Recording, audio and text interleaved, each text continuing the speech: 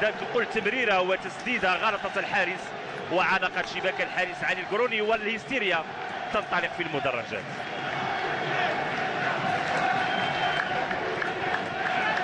مرة أخرى نتابع هدف ياسين الدبي بالرجل اليسرى، يعني دائرية تعانق الشباك.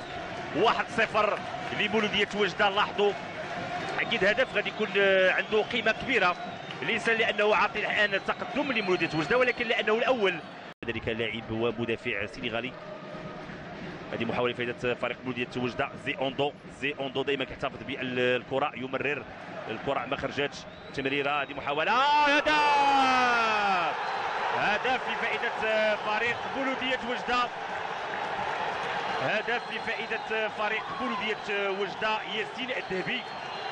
ياسين الدبي يسجل هدف من ذهب وهو الأول لمولودية وجدة. الكرة، يمرر الكرة ما خرجتش.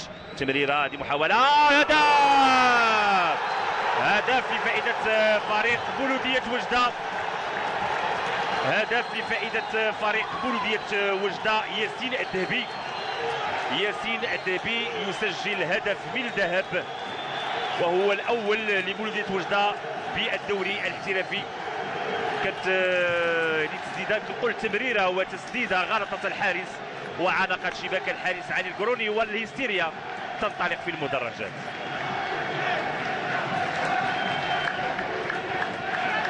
مرة أخرى نتابع هدف ياسين الدبي بالرجل اليسرى، يعني دائرية تعانق الشباك.